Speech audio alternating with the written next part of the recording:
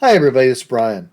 So I received a surface from an engineer who is having some difficulty with it, and the reason is he knows his feature lines are correct, but when looking at the resulting surface, I've got a lot of weirdness going on here. I've got this contour that's kind of going around, tracing, creating an island, cutting back on itself. I have some extra tin lines here, which we don't really know what they're connecting to. So when I look at the surface edits, um, I can see there's a lot of edits here, add point, delete lines, and these happen towards the bottom of the surface definition order. So usually what I will try first is I will just select all of these, right click and hit delete to remove these. So it'll ask me, give me the warning, am I sure you want to delete these objects? I'll say yes. And then once those are removed, we get a much better looking surface. The contours coming across over to here more or less as intended. Uh, Everything looks much better once those edits are removed.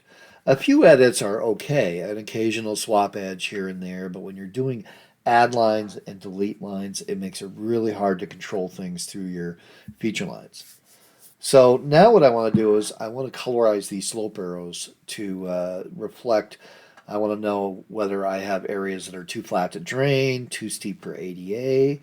So the normal procedure here is to select the surface, right click, go to surface properties, go to the analysis tab, and then change the analysis type to slope arrows, indicate your number of ranges, and then configure these all up like you need them to be. So in my case, I would want red to be from 0 to 0.5%. That's really annoying to do on every drawing you work in, so we've created a Dynamo script to kind of speed that along. So these are the colors I'm working with, these are the slope ranges I'm working with. I'm going to go ahead and hit run and then minimize the Dynamo window. And now I can see I've got these colorized as reflected in my legend here.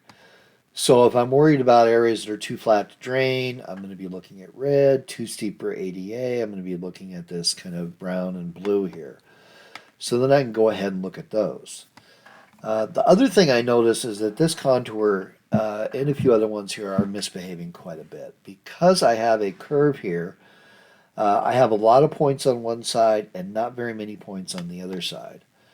So usually how I'll fix that is I want to remove this feature line from the surface definition and then re-add it. So I'm going to go ahead and hit my delete key to erase that feature line.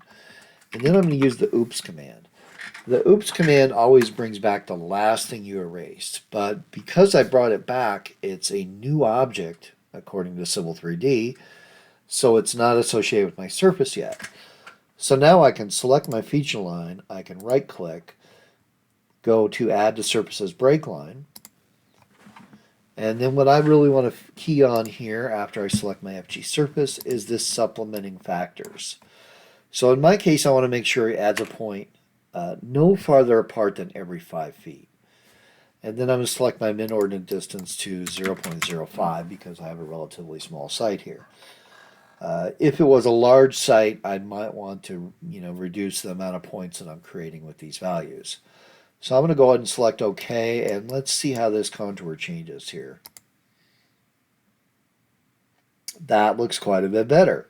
It's still not 100% perfect, but I have some other tools I can deal with that. Now that I've got my slope arrows set up and I have those edits removed here, this surface is looking quite a bit better. There are still a few other steps I can do to it, but I'll talk about those in another video. Thanks, have a great day.